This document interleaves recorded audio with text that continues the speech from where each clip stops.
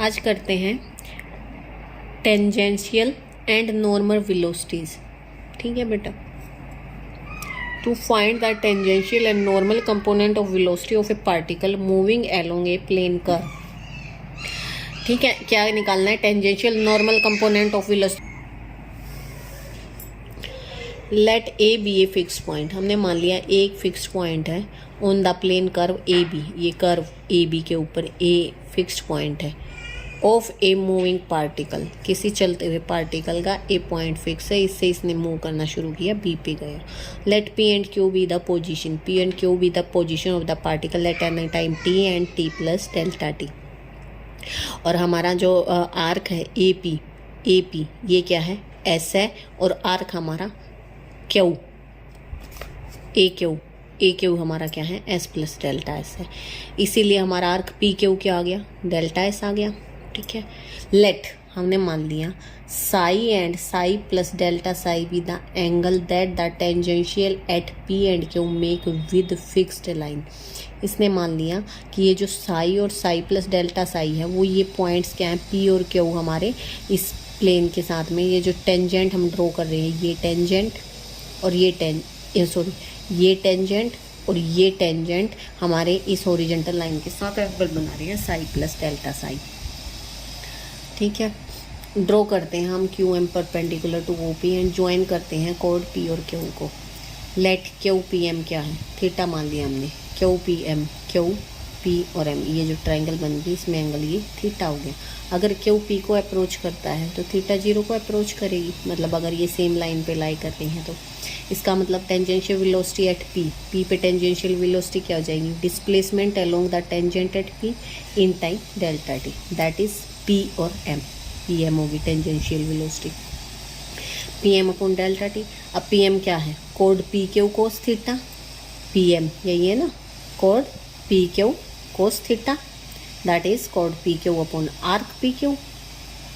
Arc P Q से multiply divide किया, cos theta ये, तो code P Q upon arc P Q. और ये हमारा क्या? Delta s upon delta T cos of theta. अब देखो थीटा जीरो को अप्रोच कर रहा है, कोस थीटा वन को अप्रोच करेगा और ये हमारा पूरा ये भी वन को अप्रोच करेगा, क्योंकि कोड क्या है? आर्क क्या है? हमारी कोड में कन्वर्ट हो जाएगी अगर थीटा जीरो को अप्रोच करता है। तो हमारा ये कोड क्या है? पी क्यू, ये इसी में डिवाइड हो जाएगी। हाँ ठीक है।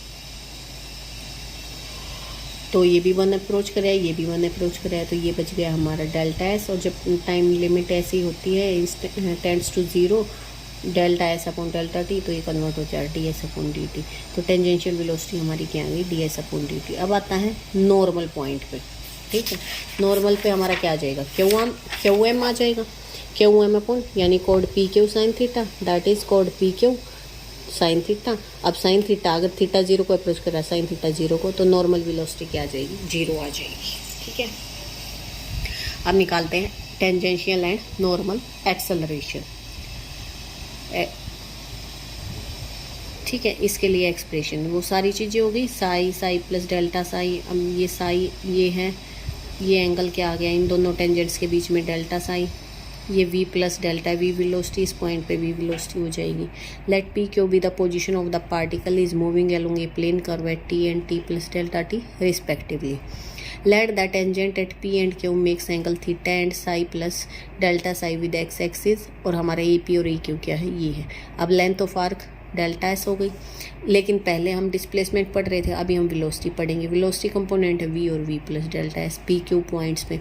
तो हमारा एक्सेलरेशन क्या हो जाएगा? Tangential change in velocity at point P, that is v plus delta v को psi delta psi minus v में इसको हमने एक्सपेंड किया कोस डेल्टा साई को। हायर पावर्स को डेल्टा साई क्या है? नेग्लिजिबल है ना।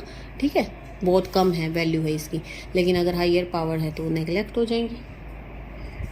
तो ये क्या आ गया हमारा? D v upon d t आ गया। ठीक है।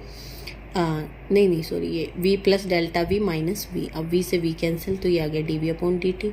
अब v क्या है हमारा? D s upon d t निकालना, तो ये आ गया डी स्क्वायर अपॉन। ठीक है। ये हमारा आ गया टेंजेंशियल एक्सेलरेशन। और हमारा इसको ऐसे भी लिख सकते हैं, ऐसे भी और ऐसे भी। फिर आता है हमारा नॉर्मल एक्सेलरेशन, नॉर्मल क्या हो जाएगा, v plus delta v sine c minus zero, क्योंकि एक हमारा कंपोनेंट जीरो है। नॉर्मल एक्सेलरेशन हो गया v plus delta v sine psi upon delta t. इसको हमने फिर एक्सपेंड किया, हायर पावर्स को नेगलेक्ट किया, ये बच गया हमारा। ठीक है, ये आ गया हमारा नॉर्मल एक्सेलरेशन, वेयर रो हमारा क्या है, रेडियस ऑफ कर्वेचर आ रही है। रेडियस ऑफ कर्वेचर, और रेडियस ऑफ कर्वेचर का फार्मूला क्या होता है, ये होता है डी एस अपॉन में डी साई।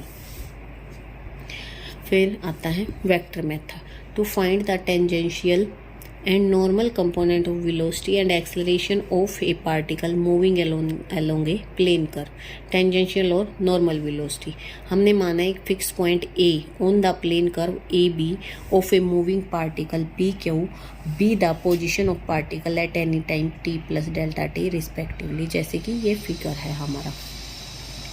हमने आर्क ई मान ली एस और आई क्यू मान ली एस प्लस डेल्टा एस। तो आर्क हमारी पी क्यू क्या हो गई, डेल्टा एस। साई हमारा एक्स एक्सिस के साथ में एंगल हो गया। अगर ओ पी हमारा आर है, ओ क्यू हमारा आर प्लस डेल्टा आर है, तो पी क्यू हमारा डेल्टा आर वेक्टर हो गया, वेक्टर लगेंगे इसके ऊपर। Displacement of particle at any time क्या हो जाएगा, डेल्टा आर वेक्टर। वेलोसिटी क्या थी हमारी ये, यानी डेल्टा आर वेक्टर अपॉन यानी d R vector upon d t. अब टी कैप क्या है, unit vector along the tangent at P in the direction of S increasing, and N cap is unit vector at normal along the normal to P in the direction of inward drawn normal. तो T cap हो गया हमारा d R vector upon d t upon इसका magnitude. अब ये magnitude हमारा है d s upon d t, ये d r upon d t, तो ये डी टी से डी टी कैंसिल हो गई, ये बच गया हमारा d r upon d s. T cap इसी ठीक है। अब ये डिनोट करा है unit tangent vector in the direction of S increasing. अब फ्रॉम इक्वेशन वन से देखो v क्या है हमारा, d r upon d t. इसको डी एस से मल्टीप्लाई डिवाइड करते हैं, मल्टीप्लाई डिवाइड किया। अब ये क्या हमारा टी कैप है, दैट इज टी कैप, ये टी कैप है, तो ये हो गया टी कैप अपॉन में D s upon d T. ठीक है, यानी D s upon d T हम लिख सकते हैं जीरो, एन कैप भी लिख सकते हैं क्योंकि जीरो से मल्टीप्लाई करके, यानी आगे कोई टर्म है नहीं। दस the component of velocity along tangential is this and along normal is zero. एक जीरो है और एक हमारा अलोंग ये। ठीक है, फिर आता है एक्सेलरेशन। अगर हम यूनिट टेंजेंट और unit normal vector in term of I cap j cap निकालते हैं, तो टी कैप क्या है, cos of Sai I cap plus sign Sai J cap, और एन कैप क्या होता है, cos of pi by two plus psi I cap plus, ये याद कर लेना, sine pi by two plus psi J cap. इसको हम चेंज करते हैं एंगल्स में, तो ये हमारा डी टी कैप क्या हो जाएगा, ये i cap j cap d psi upon d t इसके साथ आ जाएगा। डेरिवेटिव निकाला ना हमने इसका, ये आ गया। अब ए अगर एक्सेलरेशन है तो ये क्या, d V vector upon d t, यानी डी और वी वेक्टर क्या हो जाएगा, V O T cap, V O T cap that is T cap, और वी इधर ऐसे अलग अलग है ना, बाई पार्ट्स डिफ्रेंशिएशन करते हैं, बाई पार्ट्स ये किया हमने। अब सारी ये वैल्यू निकालते हैं हम, हमारी वैल्यू पुट करते हैं यूजिंग इक्वेशन वन। इस वन इक्वेशन को यूज़ करके डी टी कैप क्या था हमारा, ठीक है, ये हमने पुट की, इसको सिंप्लीफाई किया, D S up D T हमारे को हमने वी पुट किया, ये आ गया हमारा एक्सप्रेशन लास्ट। ठीक है, thus the component of acceleration along tangential क्या है, d v upon d t in the direction of S increasing. तो component of acceleration along normal क्या आ गया हमारा, वी स्क्वेयर अपॉन रो, ये हमारा टेंजेंशियल एक्सेलरेशन, ये हमारा